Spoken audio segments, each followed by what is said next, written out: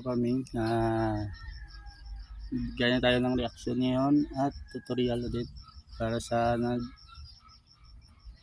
sabi ka po na mataba daw ang lupa dito. Kasi yung mga gulay ko is matataba. Ito ang sabihin ko sa iyo, kuya. Manong, kuya. Ito ang sabihin ko sa lang, panood ng video to para sa ito. Ito sagot ko, simple sagot lang. Lahat ng lupa, kuya, is matataba. Walang lupa na hindi matataba. Ito, may sample ako dito. Ito, mapansin nyo mga kaparming. Ito, nasa paso lang, di ba? Alam niyo ba na itong paso na ito ay galing ito sa itong lupa ito, hindi ko na pinalitan. Siguro naman sa 2 years na ito. Maliit lang, di ba? O manyutrient pa ba diyan? Kaso ang problema lang kasi sa atin, mataba ang lahat ng lupa. Ang problema sa atin na plantita. Hindi tayo marunong mag-alaga ng gulay natin o mga kung ano man tanim natin. Ito kasi makita niyo naman, tingnan nyo, bunga. Tapos dito sa puno wala sang sanga o dahon kasi tinanggal ko yan kasi kumakain yun ng nutrients na kung ano man makuha dito sa lupa na ito, kunti lang. Kailangan kasi yung ito kainin din natin. Kung natin na yan tulad din ng halimbawa dito pag naglagay pag may damo yung dito, may damo sa puno, hindi kaagaw yun na sa pagkain.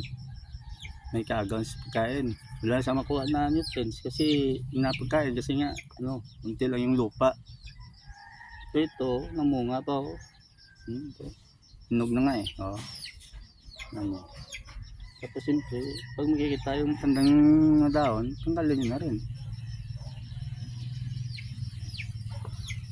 So dito mga kaparming, wala nang wala itong silbi. Makain na ito ng nutrients, kaagaw nila mga bunga, pero wala nang silbi. Hindi na rin namulaklak to, kaya punin nyo na, ilagay nyo sa puno para hindi matuyo yung lupa. At siyempre siya pa kailangan sa sikat ng araw sa umaga.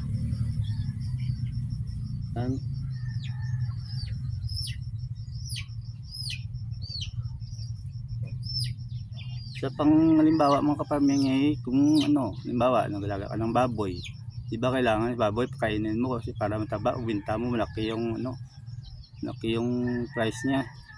Ang ganoon din sa at sa pa ito pa, alaga ka manok, try mo yung manok, yung lagang manok, lagay mo sa kulong at hindi pakainin 3 araw tapos ihawin mo kung anong nangyari, di ba payat. So, kailangan mo itong gulay, pakainin mo rin kasi kailangan mo rin yung bunga niya para bigyan ka ng magandang bunga. Siguro dahil lang na kung bakit sinabi niyang tungkol sa lupa na taba ng lupa. Lahat naman ng lupa is mataba mga kaparming. Tulad dito mga kaparming, dito siya walang yan. Yung lahat ng ugat dito lang sa loob yan na kumikot-ikot, walang ugat na sa lalim.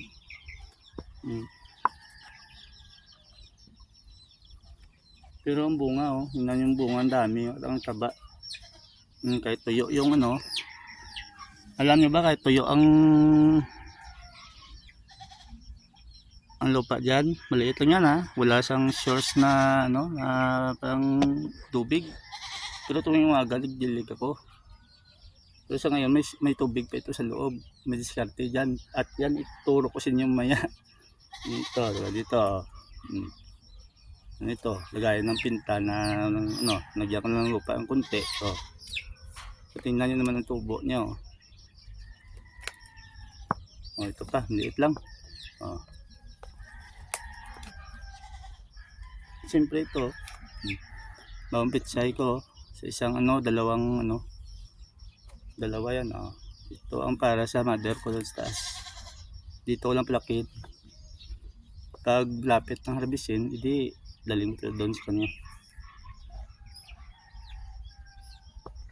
Maya, subaybayan nyo lang yung video ko dahil maya ay gawa tayo ulit ng turuan nyo kayo tutorial paano magtanim. So patabaan mo pa gamit lang ito ngayon ito lang ito. Oh, 2 years ng lupa, 2 years ng lupa, hindi napalitan. Pero nakapabunga pa ako at napanatili kong ano.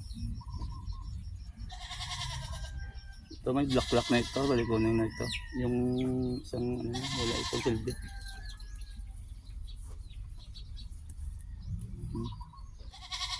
Oh, tingnan nyo, maraming bunga oh.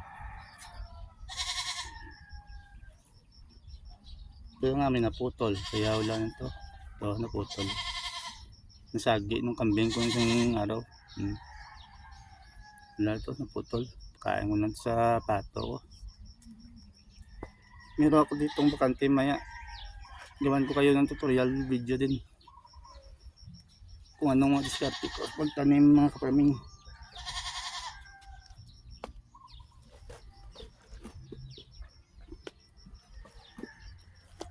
Ito, meron tayong dalawang paso dito na luma din dahil din sa may laman din ito dati. May mga black dati. Ito yung mother ko na tinanggal niya, nilipat sa isang paso na maganda kasi ito marami ng bitak bitak. At ito ang sample natin at bilangan natin ng ano ng pizza ilagay natin dito kasi yung pizza yun sa 15 days pwede naman marbis. Ito yung lupa, hindi natin to palitan, ito lang. Tapos update ko lang kayo araw-araw pag ano nangyari para masubaybayan nyo. Ito yung pinaka-importante na diskarte yun. Foam, ito lang para to sa tubig naman, para hindi matuyo yung sa ilalim. Maya turuan nyo kayo ng pamamaraan ko kung paano. Mga kaparming, nandito na ang video ko. Thank you. Kung may mga tanong pala kayo at gusto nyo magpaturo ng mga basta ano ko lang, experience ko lang tungkol sa pagtatanim ng gulay, comment lang at gawa natin ng video. Okay, thank you mga kaparming. Bye bye, see you next video.